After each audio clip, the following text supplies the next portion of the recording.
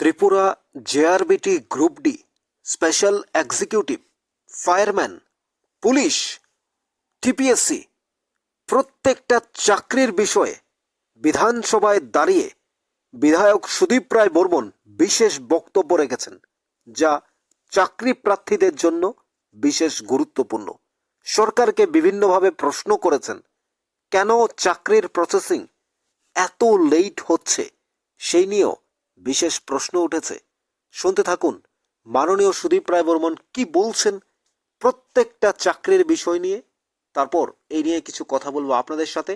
তার আগে নিউজ ত্রিপুরা 1 চ্যানেলটি সাবস্ক্রাইব করে রাখুন।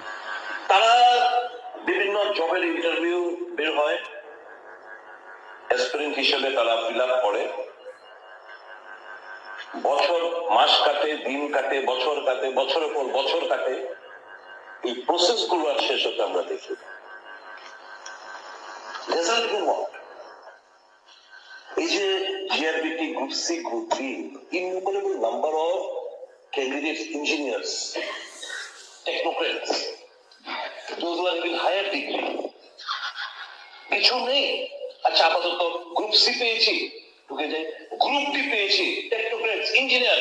Group D, they are working as group D employees in the government, in various government institutions. It's a pitiable state of affairs. তো সরকারের কি করা উচিত? আমরা বারংবার এর আগেও সেপ্টেম্বর মাসে লাস্ট অ্যাসেম্বলি যখন হলো 3-4 তারিখ হলো, মুখ্যমন্ত্রীর এই ব্যাপার নিয়ে একটা আলোচনা ক্রমে আমি মুখ্যমন্ত্রী দৃষ্টি আকর্ষণ করেছিলাম। How long will this process of interview, আপনার টিপিএসসি বলুন না, রিলি, তারপর হবে মেইনস, কয় মাসের গ্যাপ নোবডি নোজ। 2022 এর interview TPSC, result awaited, differ করে দিচ্ছে ডেটের পর ডেট। কম্বাইন্ড টু 2022 পরীক্ষা প্রিলি শেষ হয়েছে, আজও রেজাল্ট অ্যাওয়েটেড, আজও সম্পূর্ণ হচ্ছে না। তো এই যে টাইম বার্ন, এক্সেলারেট করে রিক্রুটমেন্ট প্রসেসটারে, এটা সরকার করছে না। রেজাল্টিং এবং সব উল্টো পাল্টা করছে। যেমন ধরুন টিসিএস, টিপিএস, যারা টিসিএস টিপিএস এর প্রক্রিয়াটা সম্পূর্ণ করে যোগদান করে ফেললো, they will not apply for your fishery assistant or election superintendent or অন্যান্য পোস্ট। এখন টিপিএসসি, টিসিএস বেরোচ্ছে না। আমরা 1972, if I'm not wrong, 1972 বোধহয় ত্রিপুরা পাবলিক সার্ভিস কমিশন গঠিত হয়েছে। আজকে প্রায় 53 ইয়ার্স। আপনারা জানেন মাত্র 17তম ত্রিপুরা সিভিল সার্ভিস ক্যাডাররা অন সার্ভিস, 18 বোধহয় তারা তাদের বোধহয় কিসে চলছে, ট্রেনিং চলছে। তো each and every year Tripura civil service officers recruitment হওয়ার কথা, কিন্তু এই 72 সাল থেকে 53 ইয়ার্স এর মধ্যে মাত্র 17তম ব্যাচ সার্ভিস করছে, 18 এখনো ইসে করছে, বলে ট্রেনিং এর মধ্যে রয়েছে। তো রেজাল্টিং এই যে হচ্ছে না, these people are joining in other competitive exams, মেধা আছে, তারা পেয়ে যাচ্ছে, ঢুকছে। এখন তখন টিপিএসসি, টিসিএস হবে, টিসিএস এবং টিপিএস হবে, তখন এরা আবার পরীক্ষা বসছে, তো পেয়ে গেল, ওখানে আবার গ্যাপ হয়ে যাচ্ছে, রিজাইন করে ওখানে চলে আসছে, আবার এগুলো ফিল আপ করা হচ্ছে না। There is a big hodgepodge in the entire system. বর্তমানে এই মুহূর্তে যে কোনো ইন্টারভিউ প্রসেস 2 থেকে 3 বছর আগে সম্পূর্ণ হচ্ছে না।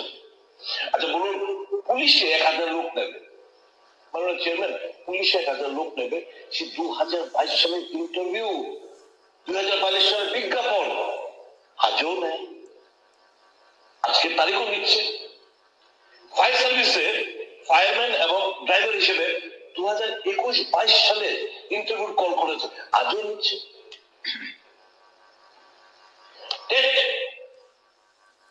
2022 সালে 365 জন পাশ করে বসে রয়েছে, নো অ্যাবজর্পশন। এর এমপিডব্লিউ 7 বছর ধরে 7 years ever since installation of this government একজন তো রিক্রুটমেন্ট নেই।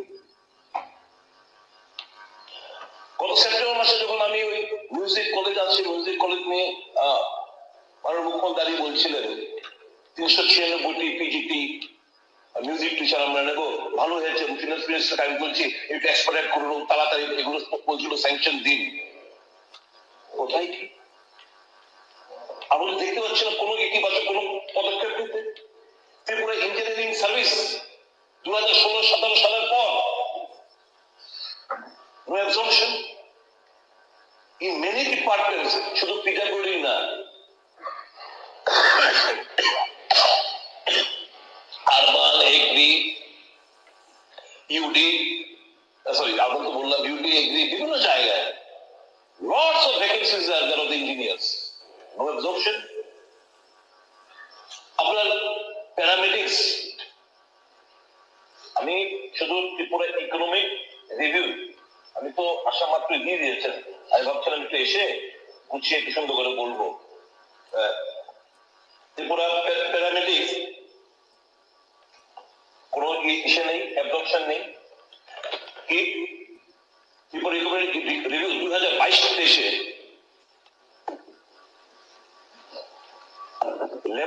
ল্যাবরেটরি টেকনিশিয়ান 154টা পোস্ট, এটা আরো বেড়েছে। ওই টাইমে 154টি পোস্ট খালি। রেডিওগ্রাফার 28টা, ফার্মাসিস্ট এলোপ্যাথিক 509টা, এমপিএস ফিমেল 19টা, এমপিডব্লিউ ফিমেল 843, এমপিডব্লিউ মেল 360, staff nurse 342, medical officer allopathic 1109, dental surgeon 41, medical officer homeopathy 76, medical officer ayurvedic 26, ophthalmic assistant 28, blood bank technician 44। এই সংখ্যাটা 2022-23 সালে আরো বেড়েছে। আপনি জানেন মাননীয় চেয়ারম্যান, আমি ভিআরএস ছেড়ে দিচ্ছি, অনেক ভিআরএস চলে যাচ্ছে। বাজেট একটা গ্ল্যান্সে প্রত্যেক বছর আমরা পেয়ে থাকি কোন কোন কত সংখ্যক কর্মচারী এবিসিডি তার রিটায়ারমেন্টে যাবে। Ever since the installation of the BJP government, ওই বাজেটের একটা গ্ল্যান্সের যোগ করে দেখলাম 25,537 জন। Ever since the installation of the BJP-led government, they have retired. Apart from যারা ভিআরএস যারা নিয়েছে তাদেরকে বাদ দিন। Absorption কোথায়? After 1 year, এই পদগুলো অ্যালাইজ থাকে আফটার 1 year অ্যাবলিশ। এবার ক্যাবিনেট বসে কিছু কিছু নতুন পদ সৃষ্টি করার জন্য ক্যাবিনেট সিদ্ধান্ত নেয়। বেকাররা ভাবে বাহ দারুণ, আমাদের জন্য পদ সৃষ্টি করছে। Why? এই 25,536 রেগুলার পোস্ট অ্যাবজর্পশন কি? আউটসোর্সিং। অধিকাংশ এখন একটা বিশাল অংশের যুবক যুবতীরা আউটসোর্স হয়ে যাচ্ছে উইথ নো ফিউচার এন্ড। এবার মজাদার ব্যাপার দেখুন মাননীয় চেয়ারম্যান, 40 years আমাদের আপনার age limit of government service, আমাদের ফুল রিটায়ারমেন্ট বেনিফিট কত বছর? 25। স্টেট গভর্নমেন্টের 25 বছর। 60 বছর রিটায়ারমেন্ট করে সে 20 বছর চাকরি করছে, ফুল পেনশন বেনিফিট পাচ্ছে না। সেন্ট্রাল গভর্নমেন্ট কমিয়ে 20 বছর করেছে। কেন আমার সরকার এই ফুল পেনশন বেনিফিট পেতে গেলে কেন এটা 20 বছর নামিয়ে আনবে না? 39 বছরে যে অ্যাপ্লাই করে চাকরি পায় না, একটা অ্যাডভার্টাইজমেন্ট হইলো, আমি অ্যাপ্লাই করলাম, ইন্টারভিউ দিল, ভালো হইলো, আমার 2-3 বছর বইয়ে থাকতে হইব। এবার 42-43 বছরে গিয়ে হয়তো আমি একটা চাকরি পাইলাম, আমি কত বছর চাকরি করবো? 18 বছর পামনি। 20 বছর চাকরি করলে তো পাবো না, 21-22 বছর চাকরি করলে ফুল পেনশন বেনিফিট পাবো না, আমার ন্যূনতম 25 বছর সার্ভিস করতে হবে। তাহলে ওয়াই আপার এইজ তুমি 40 করেছো, ভেরি গুড, 40 করেছো, ভেরি গুড।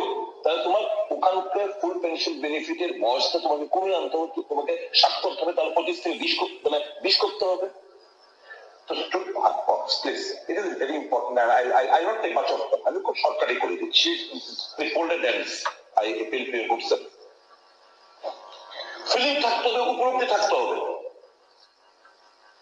বেকাররা অনেক দুঃখ প্রকাশ করে এসে যখন বলে আমাদের রূপে মুখ্যমন্ত্রী, ওনার কাছে বারংবার দেখা পাই না, মন্ত্রীর সঙ্গে দেখা পাই না, what reply shall we give? Please tell us what reply shall we give to them? এই যে এখানে এরপর মাননীয় রতনবাবু একটা সিনিয়র মিনিস্টার, উনি তো জানেন, মানে একটা কিছু সংখ্যক ছেলেরা যাদের সুপ্রিম কোর্টে একটা কেস চলছিল, 2022 সালের নোটিফিকেশন হয়েছে, 2022 ডিসেম্বরে এক্সাম হয়েছে, 2023 জুন মাসে রেজাল্ট দিয়েছে, 2023 31 জুলাই সার্টিফিকেট প্রদান করে দিয়েছে। মাননীয় সদস্য, আরো 3 জন বাকি আছেন। অগস্ট মাসে জাজমেন্ট, সুপ্রিম কোর্টে একটা জাজমেন্ট দেয় যে যারা অন সার্ভিস তাদেরকে ব্রিজ কোর্স করিয়ে নাও, তো তারাও তো পাশ করে, তারাও তো উত্তীর্ণ, তো তাদেরকে this judgement came afterwards, it cannot have retrospective effect. তাহলে তাদেরকে তো ব্রিজ কোর্স করিয়ে, এবং এই যে কেসটা, এটাতে এপিল করতে পারে এই হিসেবে রাজ্য সরকার, ভাই সুপ্রিম কোর্ট এসএলপির মাধ্যমে আমাদের রাজ্য সরকার ওখানে এপিল করতে পারে। Similar is the case for SPG. এখন government should have the will that these potential youths of our state who are being deprived, if they are absorbed in various government, তাহলে আমার সরকারটা ভালো চলবে, শিক্ষাটা ভালো চলবে, আমার জেনারেশন, নেক্সট জেনারেশন গুলো ভালোভাবে পড়াশোনার মাধ্যমে তারা নিজের পায়ে দাঁড়াতে পারবে। স্যাডিক পিকচার আপনার এই যে এডুকেশনের কথা বলছি, আমি আপনাদের সাথে তুলে করতে চাই। গত 5 বছরে সরকারি স্কুলে কমেছে 71টি। শুনলেন মাননীয় বিধায়ক সুদীপ রায় বর্মনের বক্তব্য। টেট উত্তীর্ণ চাকরি প্রার্থীদের কেন চাকরি দেওয়া হয়নি, স্পেশাল এক্সিকিউটিভের রেজাল্ট কোথায়, অফার কোথায়, জেআরবিটি কেন 4-5 বছর সময় লাগছে, টিপিএসসির কেন রেজাল্ট দেওয়া হচ্ছে না, চাকরি দেওয়া হচ্ছে না, স্টে করা হলো কেন, ফায়ারম্যানদের রেজাল্ট কোথায়, ফায়ার সার্ভিসের, জেল পুলিশ, ত্রিপুরা পুলিশ, সমস্ত চাকরি প্রার্থী, অফার প্রার্থী, রেজাল্ট প্রার্থী এবং বেকারত্ব সবাইকে নিয়ে বিধানসভায় সুদীপ রায় বর্মন সরকারের কাছে প্রশ্ন রেখেছেন, তুলোধুনো করেছেন, পয়েন্ট টু দ্য পয়েন্টে কথা বলেছেন। আপনাদের কি মনে হয় এই কথাগুলো কার জন্য বললেন? নিশ্চয় করে রাজ্যবাসীর জন্য, বেকারত্বের জন্য, চাকরি প্রার্থীর জন্য, কর্মচারীদের জন্য। এবং কতগুলো চাকরি বিজেপি 7 বছরে অ্যাবলিস্ট হয়ে গেছে, 25,000 রিটায়ারমেন্টে গেছে, চাকরি দিয়েছে সরকার 13,000। প্রশ্ন কিন্তু কেন? যারা রিটায়ারমেন্টে যাচ্ছে তাদেরকে চাকরি দেওয়া হচ্ছে না কেন? তাদের জায়গায় শূন্য পদগুলো পূরণ করা হচ্ছে না কেন? এই প্রশ্নগুলো আমার আপনার প্রত্যেকের। মাননীয় মুখ্যমন্ত্রী বলছেন কয়েকদিনের মধ্যে রেজাল্ট দেওয়া হবে, অফার দেওয়া হবে। মাননীয় মন্ত্রী সুশান্ত চৌধুরী, মাননীয় মন্ত্রী টিঙ্কু রয়, মাননীয় অন্যান্য মন্ত্রীরা, অর্থমন্ত্রী শ্রী প্রাণজিৎ সিংহ রায়, প্রত্যেকে বলছেন কিছুদিনের মধ্যে। সেটা কবে আসবে? সেই স্বপ্নের দিন বেকারদের জীবনে কবে আসবে? নতুন করে আরও 8,500-এর উপরে শূন্যপদ পূরণ করা হবে। মাননীয় মন্ত্রীরা বিধানসভায় দাঁড়িয়ে বলছেন প্রশ্নোত্তর পর্বে। সেটা কবে পাবে বেকারত্ব? সেই সুযোগটা কবে আসবে? প্রায় 10,000 চাকরি পেন্ডিং রয়েছে, যেগুলো অফার দেওয়ার অপেক্ষায় রয়েছে সরকার, সেটা দেওয়া হচ্ছে না। শুধু সময় বয়ে যাচ্ছে, নদীর স্রোতের মতো। দিন যায়, রাত যায়, সময় বয়ে যায়, কিন্তু বেকারত্বের জীবন একই থেকে যায়। আর বিধানসভায় বেতন বাড়ে ঠিক বিধায়কদের। এবার মাননীয় সুদীপ রায় বর্মন যে কথাগুলো তুলে ধরেছেন, যে বক্তব্যটা তুলে ধরেছেন, বাকি বিধায়কদের কথা। মাননীয় বিধায়ক সুদীপ রায় বর্মনের এই বক্তব্যকে আপনারা কিভাবে দেখছেন? তিনি তো বেকারদের স্বার্থে কথা বলেছেন, রাজ্যের বেকার যুবক যুবতীদের স্বার্থে, জনগণের স্বার্থে কথা বলেছেন, রাজ্য সরকারকে প্রশ্ন করেছেন, কাম টু দ্য পয়েন্টে কথা বলেছেন। Note on that point everyone. উনি যে কথাগুলো বলেছেন প্রত্যেকটা বিষয়ে যথাযথ, যুক্তিযুক্ত। 4-5 বছর যদি লেগে যায় একটা চাকরির প্রসেসিংয়ে, ত্রিপুরা পুলিশ থেকে ট্যাট, ফায়ারম্যান থেকে জেআরবিটি, প্রত্যেকটা বিষয় যদি সময় বয়ে যায় বেকারদের জীবনে, এবং পেনশন স্কিল থেকে শুরু করে বেকারদের নতুন চাকরির কথা সহ সমস্ত বিষয় তিনি তুলে ধরেছেন। তবে কথাগুলো কি কোনোটাই তার যুক্তির বাইরে? আপনারা কি বলবেন? কি বলার আছে আপনাদের? কবে দেবে স্পেশাল এক্সিকিউটিভের রেজাল্ট? মাননীয় প্রধানমন্ত্রীর হাত ধরে ত্রিপুরার কিছু অফার দিতে পারে, সেটা এই মাসে নাকি পরের মাসে সেটা জানা না গেলেও এতটুকু জানা যাচ্ছে, জেআরবিটি চাকরি প্রার্থী 2437 জন সেই পেয়ে যাবেন তাদের মাননীয় প্রধানমন্ত্রী, দেশ বরণ্য মাননীয় প্রধানমন্ত্রী নরেন্দ্র মোদীর হাত ধরে জেআরবিটি চাকরি প্রার্থীরা অফার পাবেন। তার সাথে কি স্পেশাল এক্সিকিউটিভ পেতে পারেন, টেটের চাকরি প্রার্থীরা পেতে পারেন, ত্রিপুরা পুলিশকে পেতে পারেন। প্রশ্ন উঠেছে, উত্তর কে দেবে? সময় বলে দেবে, সময় বোঝা যাবে। কিন্তু আমরা বলতে চাই, রাজ্য সরকার দ্রুত প্রসেসিং কমপ্লিট করলে, অর্থ পে কমিশন, অষ্টম পে কমিশন ঘোষণা করেছে আজ কেন্দ্রীয় সরকার। আগামী কিছুদিনের মধ্যে রাজ্যে আসছে পে কমিশনের প্রতিনিধিরা, তারা সমস্ত বিষয় নিয়ে কথা বলবেন। তার আগে কি স্পেশাল এক্সিকিউটিভ, জিআরবিটি তাদের অফার দেওয়া হবে? কি মনে হয়? প্রশ্নগুলো তো রয়েই যাচ্ছে, উত্তর কে দেবে? শুধু কয়েকদিন আর কয়েকদিন ধৈর্য আর অপেক্ষা, স্বপ্ন। রাত যায়, দিন যায়, বেকারদের জীবন একই থেকে যায়। বেতন বাড়ে বিধায়কদের, নেতা মন্ত্রীদের, সব ঠিক। 50%, 60% বেতন বেড়ে যায় বিধানসভায় দাঁড়িয়ে। সত্যিই কি বেকারদের জন্য কিছু আছে? বিরোধীরা নীরবেই মেনে নিয়েছে বেতন বাড়ার সব কিছু, অথচ বিরোধীরা সবসময় সরকারের সমালোচনা করতে থাকে সব বিষয়ে। সরকার ভালো করলেও সমালোচনা, খারাপ করলে তো কথা নেই। কিন্তু গতকাল বিধানসভার শেষ দিনে যখন সরকার, আমাদের স্পিকার মাননীয় বিশ্ববন্ধু সেন মহোদয়, তিনি যখন বিধানসভায় তাদের যে বেতন ভাতা সেটা বৃদ্ধির কথা বললেন, সেটা নিয়ে বিরোধীরা কেন প্রত্যাখ্যান করলেন না, কেন প্রতিবাদ করলেন না, কেন বললেন না যে বেকারদের জন্য হোক, বেকারদের জন্য আগে ব্যবস্থা করুন, পরবর্তীতে আপনারা আগে চাকরির অফারটা দিন, আগে বেকারদের জন্য চাকরির ব্যবস্থা করুন, তারপরে বেতন বাড়াবেন। সে প্রতিবাদ তো তারা করেননি, তারা নীরবে মেনে নিলেন। আবার মাননীয় সুদীপ রায় বর্মনও বলেছেন যে মেডিকেলের নামে, অসুস্থ হওয়ার নামে বিধায়করা বছরে লক্ষ লক্ষ টাকা হাতিয়ে নিচ্ছেন। তাহলে ভাবুন, কোন বিধায়ককে নাকি 3বার কুকুরে কামড় দিয়েছে এক মাসে, ইঞ্জেকশনের দাম বেশি বলে সেটা দেখিয়ে কত টাকা হাতিয়ে নিয়েছেন। তাহলে ভেবে দেখুন একবার, আপনি কাকে বিশ্বাস করবেন, কাকে ভোট দিচ্ছেন? বিরোধীরা বিধানসভায় যাচ্ছেন, বেকারদের চাকরির অফার কবে দেবে, কেন দেওয়া হচ্ছে না, কবে দেওয়া হবে, সত্যি জবাব চাই। এই প্রশ্ন কি করেছে? করেনি। কিন্তু কেন করেনি? আবার নীরবে নিজেদের বেতন ভাতা বাড়িয়ে নিল। পেনশন, ফ্যামিলি পেনশন, বিধায়কদের বেতন ভাতা সব বেড়ে গেল। বিরোধীরা চুপচাপ নীরবে সমর্থন করে গেল। অথচ রাস্তায় এসে চিৎকার করবে বেকারদের চাকরি দিচ্ছে না, বেকারদের এই দিচ্ছে না, সেই দিচ্ছে না। আবার যেটা সচেতনতা, স্বচ্ছতা এবং 100% ট্রান্সপারেন্ট হচ্ছে, সেটাও বলছে দুর্নীতি হচ্ছে। কিন্তু নিজেরা বিধানসভায় গিয়ে কোনো কথা বলবে না, নীরবে নিজেদের বেতন ভাতাটা বাড়িয়ে নেবে। ভেবে দেখুন আপনি কোথায় দাঁড়িয়ে আছেন। আপনার মতামতটা কমেন্টস বক্সে জানাবেন। থাকুন নিউজ ত্রিপুরা 1 চ্যানেলের সাথে। অবশ্যই আমাদের চ্যানেলটি সাবস্ক্রাইব করে রাখুন পরবর্তী ভিডিও পেতে।